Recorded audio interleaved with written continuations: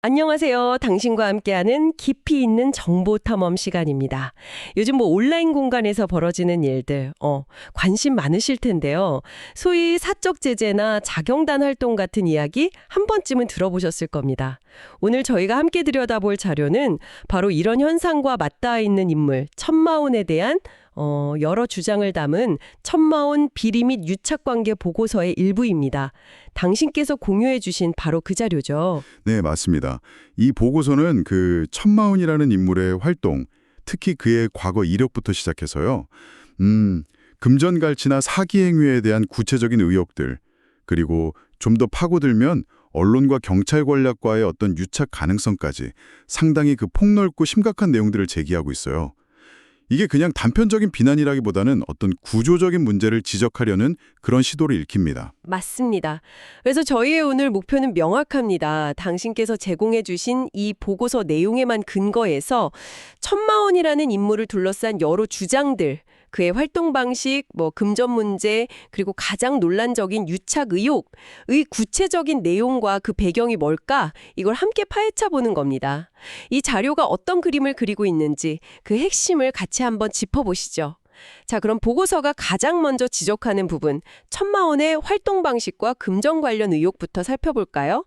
이 자료에 따르면 천마원은 과거에 브론즈 실장이라는 이름으로 활동하면서 소위 낙가마, 그러니까 온라인상의 중개인 역할을 했다고 합니다. 그런데 그 방식이 좀 특이하게 묘사되어 있어요. 그룹 채팅방 운영자들한테 접근해서 친분을 쌓고 오프라인 만남을 통해 개인정보를 확보한 뒤에 이걸 약점으로 삼아서 협박하고 금전을 요구하는 식이었다. 이렇게 주장합니다. 그렇죠. 이게 그냥 주장만 있는 게 아니라 보고서는 구체적인 사례들을 제시하면서 좀 신빙성을 더하려고 해요. 예를 들면 쥐더치라는 특정 인물에게 1,000만 원을 받았다. 이런 내용도 있고요.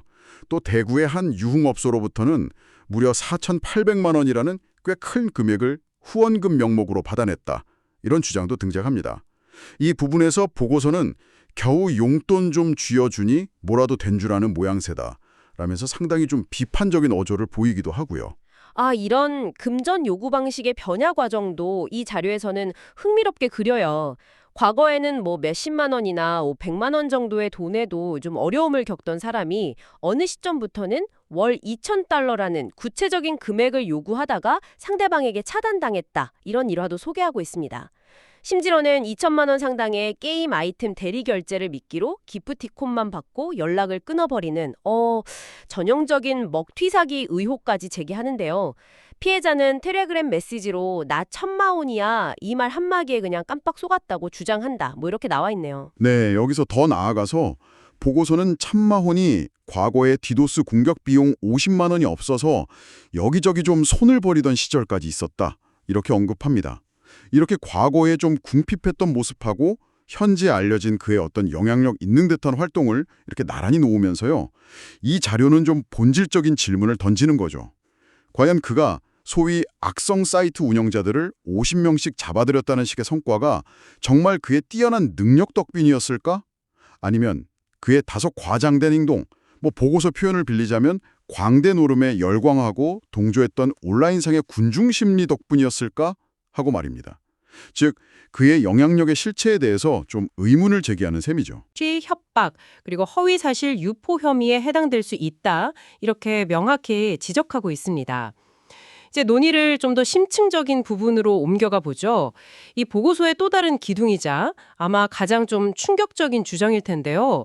바로 천마온과 특정 언론사 기자 그리고 경찰 사이의 유착관계 의혹입니다.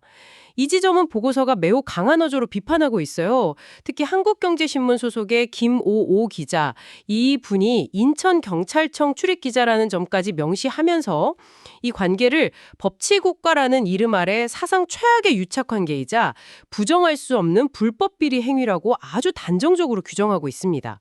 상당히 좀 무게감 있는 표현인데요. 그렇습니다.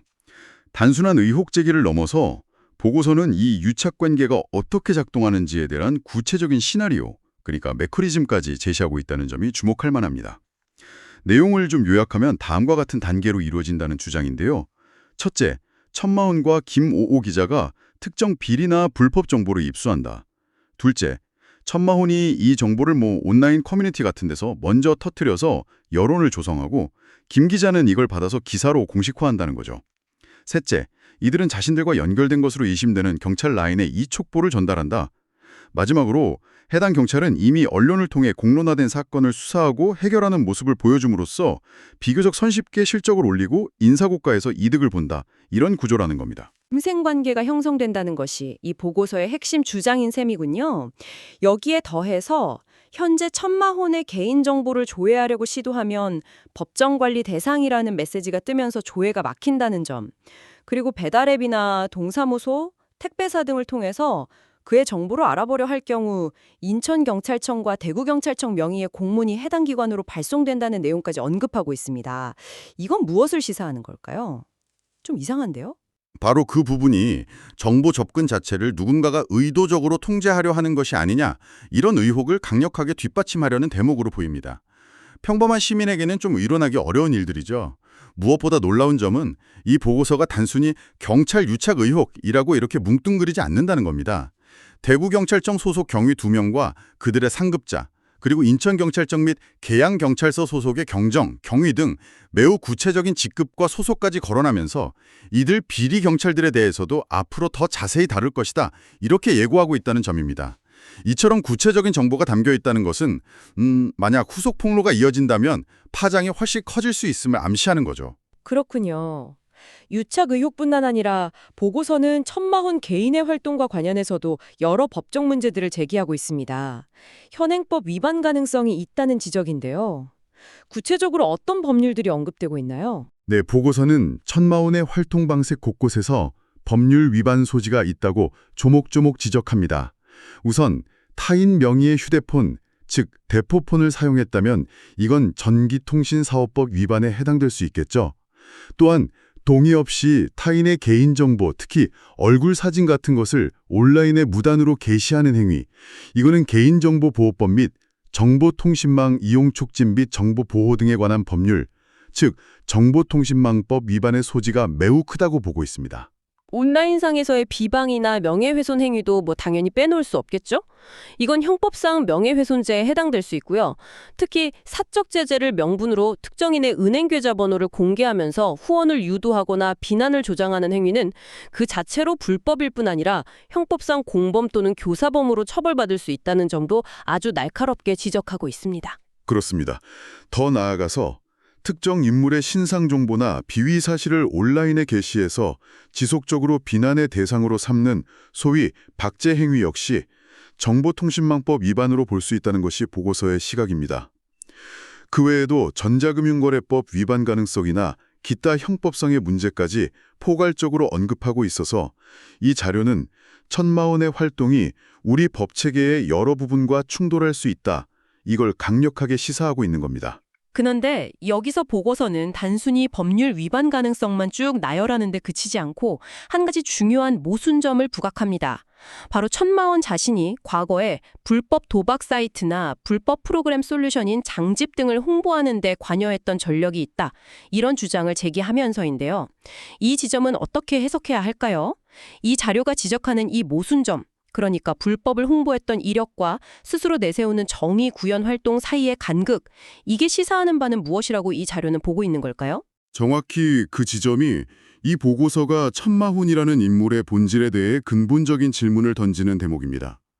보고서는 이 과거 행적을 근거로 과연 그가 표방하는 정의로운 활동이라는 명분과 그의 실제 행동, 그리고 과거 이력이 일치하는 인물로 볼 수 있겠느냐, 이렇게 묻고 있는 겁니다. 즉, 그의 활동 동기가 정말 순수한 정의감인지 아니면 다른 목적이나 이해관계가 얽혀있는 것은 아닌지 그의 진정성 자체에 강한 의문을 제기하면서 신뢰도를 좀 떨어뜨리려는 의도가 엿보입니다. 불법을 통해서 이익을 추구했던 인물이 정의를 논할 자격이 있느냐는 상당히 날카로운 비판인 거죠. 결국 이 모든 의혹과 논란은 사적 제재라는 행위의 정당성, 그리고 우리가 추구해야 할 정의란 무엇인가 하는 그런 근본적인 질문으로 자연스럽게 이어지는 것 같습니다. 보고서 말미에 인용된 삐뚤어진 정의는 정의가 아니다 라는 문구가 특히 마음에 와닿는데요. 네, 바로 그 지점이 이 보고서가 단순히 한 개인을 고발하는 것을 넘어서 당신을 포함한 우리 모두에게 던지는 가장 핵심적인 메시지일 수 있습니다. 보고서는 마지막 질문을 통해 이 모든 논의를 확장시키는데요. 과연 개인이 개인을 심판하는 정의가 올바른 법치국가 민주주의라 할 수 있는가? 이 질문은 천마혼이라는 특정 인물이나 사건에 대한 판단을 넘어서는 무게를 지닙니다.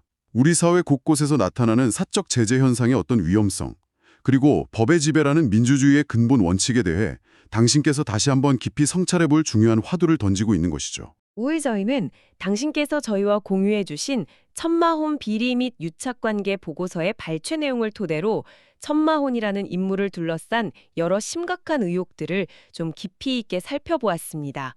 그의 과거 행적부터 금전 갈취 및 사기 혐의, 그리고 무엇보다 언론과 경찰 권력과의 유착 가능성이라는 중대한 주장까지 보고서가 제시하는 내용들을 하나하나 따라가 봤습니다. 네, 이 보고서가 던지는 주장들은 단순히 한 개인의 도덕성이나 불법 행위 문제를 넘어섭니다. 정보가 어떻게 특정 세력에 의해 통제되고 여론이 조작될 수 있는지, 우리 사회 시스템의 투명성은 어떻게 담보되어야 하는지, 그리고 우리가 쉽게 이야기하는 정의라는 가치가 실제 현실에서 어떻게 구현되어야 하는지에 대한 복잡하고도 좀 본질적인 질문들을 우리 앞에 뒀습니다. 물론 오늘 저희의 이야기는 전적으로 당신께서 제공해 주신 이 보고서 발췌 내용에만 근거한 분석이었다는 점을 다시 한번 명확히 하고 싶습니다. 마지막으로 이 보고서가 특히 강조하는 유착과 정보 통제의 의혹에 비추어 당신께 이런 질문을 던지며 마무리할까 합니다. 정보 자체가 강력한 무기가 되고 특정 세력에 의해 원하는 서사가 만들어지고 통제될 수 있는 이 시대에 보이지 않는 이해관계로 인해 시스템 자체가 왜곡될 수 있는 가능성 앞에서 우리는 과연 어떻게 진실을 분별하고 또 어떻게 책임 있는 이들에게 그 책임을 물을 수 있을까요? 이 질문에 대한 당신만의 답을 찾아가는 과정이 오늘 우리가 함께 나눈 이 자료를 더욱 의미 있게 만들 것이라 생각합니다. 살려주세요!